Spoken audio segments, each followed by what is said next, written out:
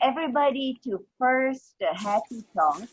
And um, it sounds very easy and very light, but really happiness is not such an easy thing to achieve or to get to or even try. And it's not even easy to talk about it since there is a very little definition and very little terminology that would be actually scientifically proven and defined. And so I will just start with something what is scientifically proven and defined, and that is a World Happiness Report. And the World Happiness Report is a project for 10 years now, since 2011, that is produced by researchers that are pretty much from all over the world, that agreed on certain definitions or requirements for happiness, and then they do a research in the whole world, how people feel, if things are getting better or worse, and why. And we are trying to learn from that. And so I did put four names of people from very respected institutions like University of British Columbia, um, Columbia University, University of Oxford, so are behind this research for 10 years now, and they are coming with results that are alarming, absolutely alarming. And that makes us think about happiness as something that we actually have to work on, that it doesn't just happen, that we are no longer zero, and there is no longer this team of adults who actually have that as a job description. They do have that as a job description. When we are kids, our parents, our grandparents, some of our teachers, and other adults in our life consider that their job description to make our life better, happy, and then we lose these people gradually, right? And we have to worry about our happiness all ourselves. And we would think like, okay, once we have enough money, then things just somehow fall in place, right? I mean, the happiness has to follow. Um, well, let's look at how we were successful with hunger and food. 100 years ago in Europe, we had a First World War, and here people were recovering from a dust bowl. And they thought, oh, if we have enough food, we'll be just fine. Everything will be great. We just need enough food. Well, today, more people are dying from food and diet related conditions than 100 years ago, because the problem didn't go away. The problem changed, but it didn't go away. There is enough food, but people are still not taking advantage of it. And so thinking that, well, I mean, we were unhappy 50 years ago because we were recovering from a Second World War, and now we are getting into 21st century. I mean, we just be happier. Well, it sort of kind of didn't happen. So here is the happiness report, ranking happiness, and this is 17 and 2019. And we are talking, this is time when the economy was just super strong, right? We were far beyond the 2008 when people were losing their houses. The unemployment was record low, and here we are, the richest economy in the whole world, on the spot 18. Okay, that's interesting, but look at this. This is a happiness report, which is actually comparing the numbers from 2008 and 12 where was a crisis, right? People were losing jobs, people were losing houses, people were just desperately looking for opportunity. And if we compare that situation with the situation 2017 and 2019, here is a report of how the coefficient of happiness changed. And in the United States, it went down 0.187, which is a coefficient that is produced by the happiness word report. And we were on the number 113. It means that our happiness in comparison to the times of crisis after 2008 actually went down. And our economy went up. We were the strongest economy in the whole world. So maybe the problems will not solve itself. Maybe it will just change into something different. And maybe we do have to pay attention. Maybe just like with food, we cannot go off something will fix itself, but we have to go off more active approach, somewhere where we can contribute and work on what we do. And that requires more than one thing. One thing is knowledge. But again, we know that for, let's say, our brain cannot function without sugar. We know that, right? But what really the relationships are? How much candy do we have to eat so our brain will work, right? And then that's the relationship. But then there is also, well, okay, how do I change my diet gradually so I actually can benefit some long-term results? I do not make change on 1 hour or one day, but I make long-term differences. So let's just look, because the comparison to food, that's a good comparison where we can see very much the same trends. People 100 years ago didn't feel like there needs to be a label on our products, how much fiber and how much carbs and how much fat does anything obtain. We didn't need that, right? Because we were just covering our basic need for food. And now we are somewhere else. We need to make decisions based on what we do and what we not do, where we live and where we go, and if we go somewhere at all. And so it looks like with our happiness, it might be as complicated as with food. So knowing certain facts is a good beginning. Knowing certain relationships is even more useful. And then implementing this information into our daily life is probably the way how we can approach this. But how would we, I mean, we are looking at the other people, like those are the unhappy, right? So we are not the unhappy ones, or that's not fashionable to say, or maybe it's a weakness not to be happy, so maybe I should not admit that.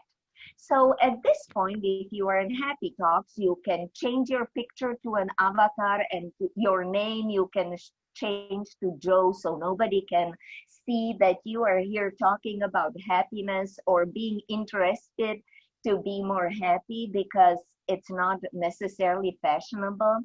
But now you are in this club of dorks who actually are willing to admit that happiness doesn't just happen, and something needs to be done, and we need to learn how to do it. And I can have a lecture, but I would prefer us to be a little more in conversation. So I prepared a poll. And the problem with the poll is that I will have to administer it here on the Zoom. So I'm going to ask Dee if she can send out the first poll, where we just want to see if you can honestly respond to a question, if you are always aware of the emotions you are having or you are experiencing. Can you share this poll with us, Deidre? I just shared it. Everyone should be able to see it now. Do you see it? Yes? Okay, then click yes or no if you think that you are always in control of your emotions. And Deidre, can you see the results of the polling? Yeah, I see the results, but I'm not seeing any answers being clicked yet. Um, Why don't I see the gallery view? I don't. I don't understand, Scott. do I have to change? Is everyone able to fill out the poll? Are we doing the poll correctly? Yes, I filled Okay. it out. Okay. Yes, we complete. I mean, at least I picked my answer. Okay, good. So what do we I have? completed my day. I can't. For some reason it's not showing me the answers. So let me see. Yeah, I don't know. Okay, Maybe so if I end poll, it will give me the. Did everyone do it so then I can see? okay, so then let's just, if we can share our results, that will probably be easier. But I guess we all have to save our response because I have to practice the poll taking. Yeah, that was weird. I don't know why. There it is. There are the results. You have them? Yeah, host is sharing poll results. So, But I'm just seeing 0% for some reason. so tell No. Susan, can you read Okay, the I am now being the host now. Yes. Okay, 75% of the people said yes. They are always aware of their emotions. And 25% said no. Okay, so now there is a second question. How many emotions do we have? If we are always aware of our emotions, or 75% of us are, let's just put out the other poll. Like, how many emotions are in the, what do you think are in the spectrum? I can't. I'm not sure unless you can share the poll at the bottom, Zora. I'm not able to. It's just. Interesting, I right? know. So, Oh. poll. Are you both admin? Mhm. You know, I am admin with no administrative skills. So just Deidre is admin, and you know, my polls do not show. So Deidre, can you pull out the other poll? But it's just not showing me the other poll, so I don't. There's nothing. I can't. Okay, that's fine. You know what? It's okay. I will get you another time. I will get you another time. We So will work on our polling abilities better. yes, we will work on that. So I want to share this super simple diagram with you. And these are kind of 6 very basic emotions that actually the psychology is still debating, because the emotions are responses to some subjective and objective inputs. It's really hard to define them on any one particular level. So the emotions would be defined a little bit different in psychology that is working, let's say, with educators, right?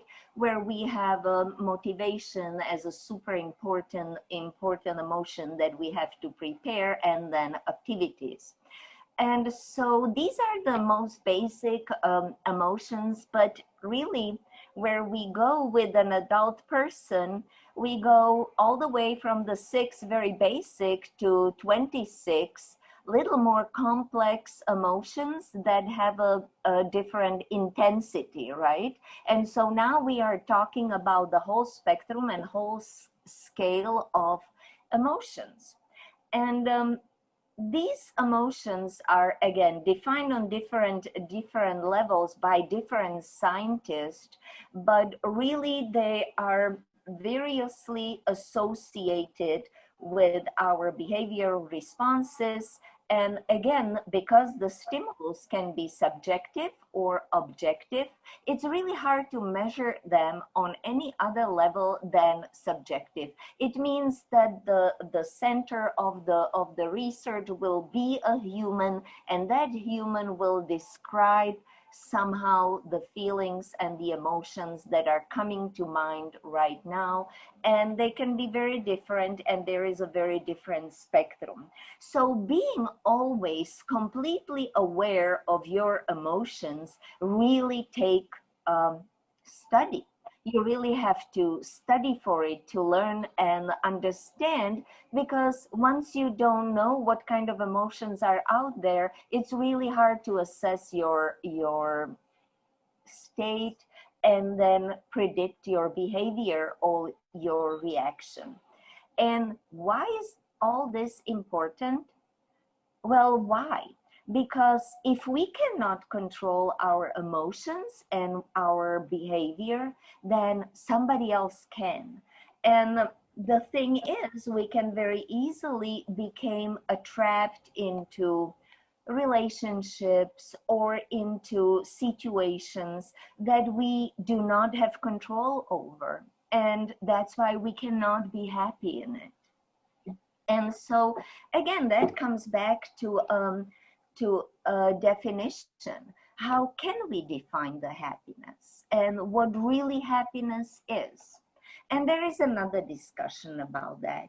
And I want to introduce this whole happy talk as a segment that will dissect the emotions and dissect our reactions and dissect the control to our emotions and reactions into different parts, and we will focus on different parts on the different meetings. But let me continue about the happiness. As I mentioned, there are different, I guess I need to admit Katya. As I mentioned, there are different approaches to studying happiness and defining happiness, but two most important ones are the short-term and the long-term happiness. And so the short-term happiness is more connected with some hedonic experiences of great pleasure in a very limited, yes, Susan knows what I'm talking about. I almost forgot what that is, but then I returned back into positive psychology and I reminded myself how well it feels to be in a group of friends and celebrate something, whatever, that one of us just got a new purse, and it's so much fun. And then 2 hours later, it's all gone, right? But at the same time, it was well worth it, and we will do everything possible to do it again. But guess what? Then 2 days later, we meet with the same girlfriends again, and another girlfriend bought a purse, and it wasn't that much fun anymore, because we have something what we call hedonic adaptation. And even if you have a cake every day, it's not so much fun on the second day to do the same cake, because the hedonic happiness and the hedonic pleasures will bring us just so far, right?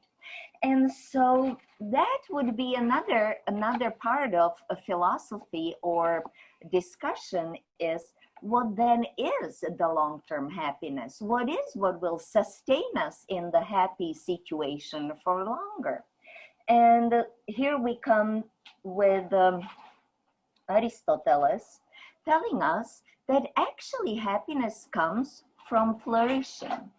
And it's a very different approach to happiness. And flourish and be happy is relationship that is much more complex than it looked like from a first view. In flourishing, it is all about being able to make your decisions and be in control, right? And we can see that everybody is where they want to be. If they are in a situation that they don't want to be, we really have to ask, is there a way how they can make a different decision and put themselves in different situation?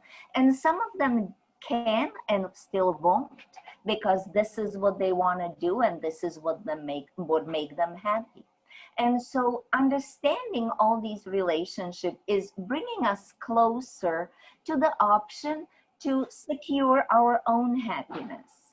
Well, again, how do we make sure that we always make the decision that will make us happy and bring us into a better life? Well, there is a psychologist who took a really close look at this, and his name was Maslow. And he was a father of positive psychology in the middle of a 20th century, where everything before that was more Freudian and focused on the negative part of it, like why are we frustrated? Why are we angry? Why are we unhappy and depressed, right?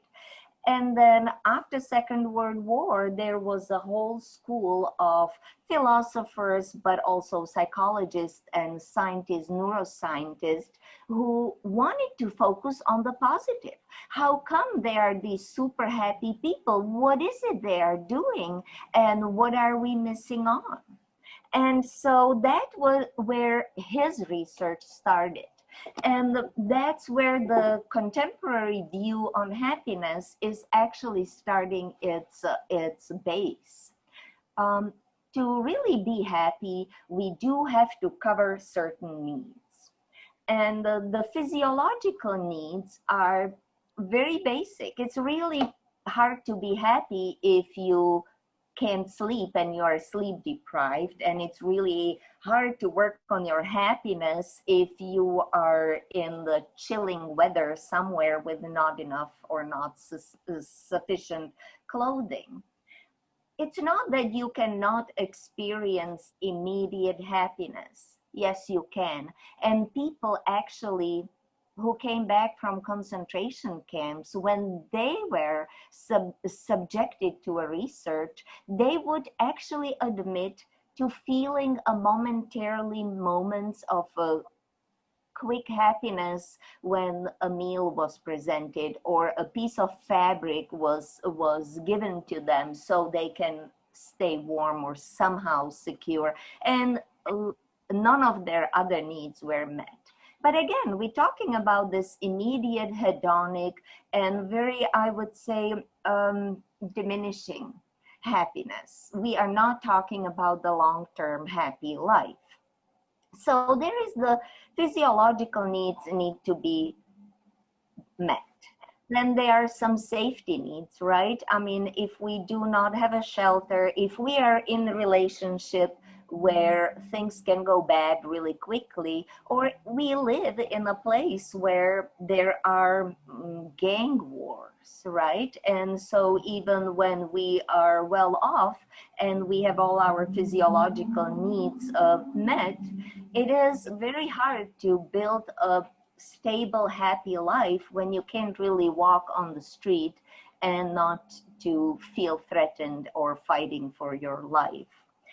And again, then you would say, well, we have all of that, right? Or maybe we don't, or maybe we think we do. As we mentioned, we might not be aware of the weaknesses on the very basic physiological and safety needs if they are all met, if we don't think or talk or somehow review them.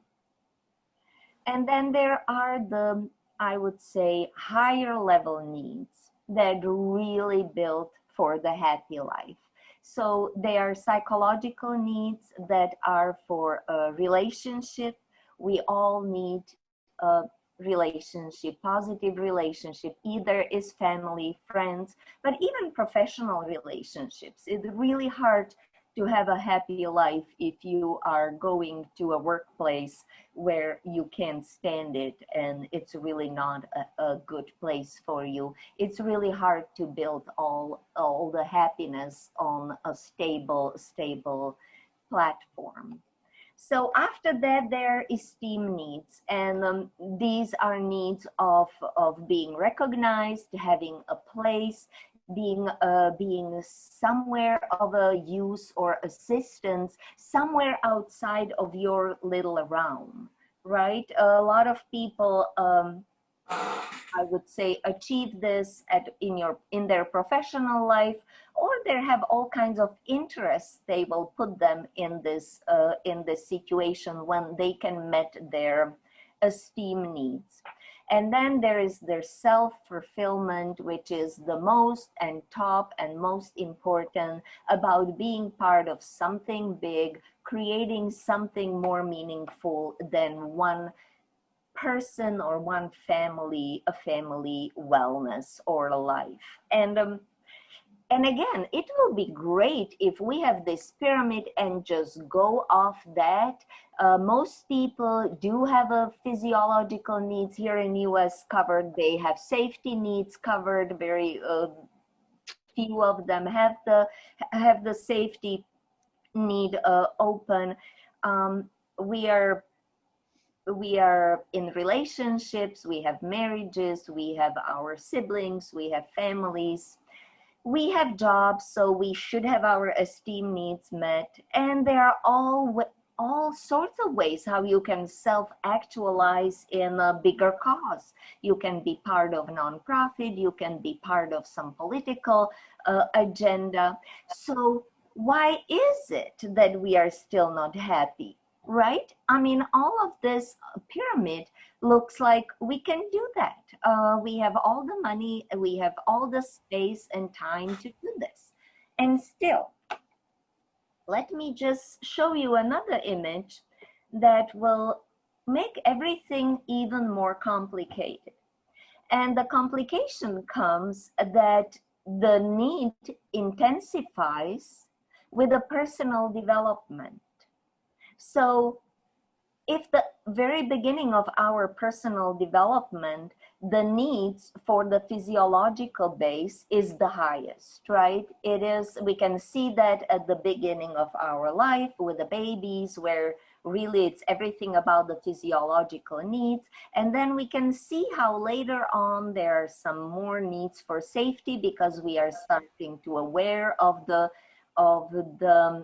threats or dangers that are out there. And again, the threats are very different when we are 3 years old and then when we are 30 or 50. But again, the safety needs are still need to be met. And so it goes all the way, and the further we go in our personal development, we develop these psychological and then self-actualization needs. And so it all looks a little complicated, but at the same time, as everything genius, things are complicated and very simple at the same time. We have to learn the spectrum of emotions that we can work with. We need to know how to isolate them, and then we need to know how to use or not involve them in our life. One of our slides that I want to bring out are the graphs of how we react. And this is, we said that emotions or feelings are reactions of impulses, and those can be subjective or objective, right? I mean, we can be anxious of a real thing, like they can really be a snake in the room, right? But we can be anxious of very subjective things, like if we do this, we might get some negative results. And so some of the reactions, I think the emotions we can qualify as pleasant and unpleasant, and some of the reactions we can produce based on them are the activating ones or the deactivating ones, right? So coming from the sadness all the way to depression, right? Or coming from a sadness all the way to tense nervous attack. And all that can happen on one scale to different people or to the same people. And so the way out of this big labyrinth of options, emotions, and reactions is to knowing, to understanding, and then gradually implementing teeny tiny changes, just like we would do if we would change our diet. Just like you would want to change your exercise or workout schedule, just like you would want to do any long-term change, we have to be systematic, slow, and understanding of the reactions that we will probably trigger. So my question is, there are so many. We can go back to the emotions, and we can talk about them. We can pull them out. We can fall in the group and do a little discussion in the group. I think the best way, what I would want to suggest right now, because I wanted this meetings to be 30 to 40 minutes, I wanted us to maybe mention one positive emotion that actually we experience today and we are aware of it. If there is anything positive that you can come up with today, we can start with that. 70% of us said that they are always aware of their emotions and feelings that they are experiencing. So I want to say, give me one. Give me one positive. So I will tell you that about me, that today I had a nice experience of all my Thanksgiving cards were sent, and when I was going back to my office, I saw the ones on my table and I said, yep, those are the extra ones. And it was this wonderful feeling of satisfaction that I had a teeny tiny job on my desk and it's done. So, and I want everybody, if you can come up with the one positive emotion that you went through today, share it with us, because I think it's precious. Ha. I'll Yeah. go. Yeah. I'll go. So, yeah, so I'm actually off this week, and it's very rare that when I'm take time off from work that I'm home. I'm usually traveling or out and abroad. And I actually sat down and read a book. And I used to do a ton of reading, a lot of writing, and it's been months since I've read a book and actually had enough time to sit down. And it was wonderful. So how would you describe that? I mean, obviously it was positive emotion. If we look at this diagram that is in front of us, can you somehow put a finger on it? I mean, there is joy, hope, there is love, there is optimism, there is pride. Where would you put it? I would put it joy. Joy. Just joy. Yeah. Very pure and simple. Wonderful, wonderful. And I think that this is, I know that it looks very basic, but it is a beginning of being able to identify what we really experience during the day. Just like when you want to change a diet, you need to identify what is it you had today or the previous day, because if you don't do that inventory, then you can't really change anything, because it all looks like this one blur, and at the end we tired. And if we really go back and identify one emotion, then we can actually change our mindset and actively look for that emotion, which will give us some satisfaction or joy or love or optimistic approach. And if nobody wants to, okay, here's Suzanne, wonderful. You have to put on your mic. We can't hear you. Yeah. Yeah. Okay. Well, because Thanksgiving is coming soon, and even though I do have some qualms about the way it's celebrated, due to my interest in the people who the first people who lived on this continent and lived in the United States. Um, I also had a birthday recently at the end of October. I had made a point that I wanted to spend some time speaking to, I have 3 very close women friends who all live in New York City. So last night I spoke to one of them, and I spoke to them all on my birthday. We had a Zoom call, but that was then, but it was a very special call. It was a lovely call. But so last night I spoke to one of them because they all told me some very surprising news on our call. The people were very open, and some good news, some not good news.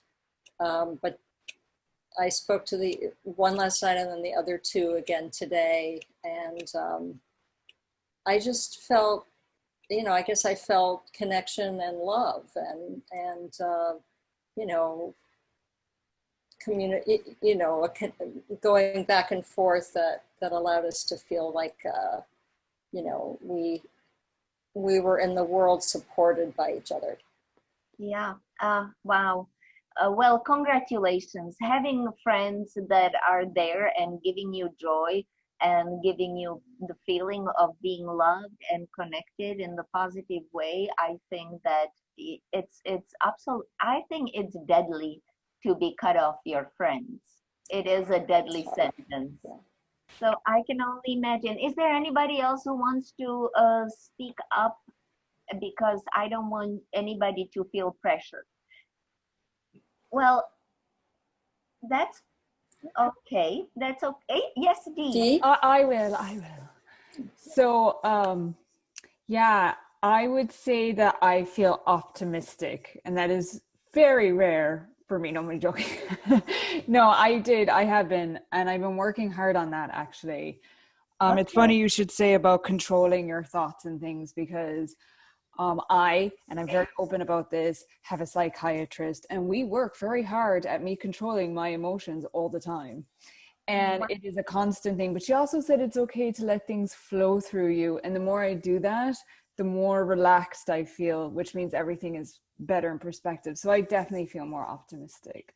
So how did you trigger that feeling of optimism, which is, we all need that, right? So and everybody has a little, I would say, tricks how to evoke that. So how did it happen for you? Well, today was just, we picked something from today. So very early this morning at 9, I was talking to a professor, and he was just like going through some stuff I had done, and he was, we're basing on stuff that I'm going to do, and I just got really excited, like optimistic about what my future, but also about like just things around me. It's a chain. I think a lot of things, well, I can only talk for myself. Thoughts become things, and things become real, right? And I think that I have to, when I have something happen, just to hold on to that. And if something is upsetting me or something, but that's only a feeling too, and it can go through you too. I try not to hold on to things, so aggressively like I used to. Absolutely. I would like to say, I'm sorry. Yes, I took my picture off. Because it was traumatic to see myself like that. Okay. So, yeah, what I would like to say is that, of course, we must and need to work on our feelings, because that is what accompanies us every moment, and that has that immediacy. But really, happiness. The feelings are just, I think, just a collateral kind of effect, a paraphenomenon of happiness, because happiness is I think it's a state. It's really not a feeling, it's a state. Obviously, and the state might be expressed by feelings, and they can fluctuate and they can change, etc. But once happiness becomes a state of being, it's much less vulnerable to all sorts of whims of whatever. you know, the changing winds of the everyday issues that weigh on us. Yeah. Absolutely. So, So, yes, and I can't agree more. And that's what we were talking about, the hedonic happiness and about the flourishing, right? And so, I think that that's a great point, and really to be able to flourish, it's fun to have some hedonic experiencing on the way as we flourish. And so I just wanted everybody to be mindful of the positive emotions that are happening to us during the day, because it's a really good base to building that flourishing and that kind of baseline for a happy life that is more stable and can't be just taken away from us, just like any other hedonic substitute can be taken away from us. So I was wondering if anybody would be interested to join us maybe in 2 or 3 weeks for another Happy Talks, where I would love to talk about gratitude, about being thankful, and actually making your life better by showing gratitude or experiencing gratitude really in the depth, not just writing a thank you note because they are already pre-printed in such a beautiful cards that it's hard not to buy them, but because we really care. And so I don't know how to do the polls, um, but if you want to join us, I will send you an email with the next date. Maybe Rachel already can tell us what is the next date, and we will be talking about gratitude and how that can make our life better and happier, and us a little more stable in this happy or unhappy world that we live. I believe So, it's December 15th. One second. okay, December 15 is Tuesday, 3 weeks from now. Yeah, it's December 15th. Wonderful. So if you are interested to join me, I promise not to give you homework. I will just give you some food for your thoughts, and hopefully we'll all get to a place where we can learn something and maybe just become more happy or make other people more happy who are around us. So thank you very much. I wish you happy Thanksgiving. Try to practice gratitude. It's Thanksgiving. I can't even give you an easier task to do. And I am looking forward to see you again. This is a very exciting new um, project for me, and I hope that we all can benefit. Thank you so much, and have a lovely and wonderful Thanksgiving. thank you. Thank you.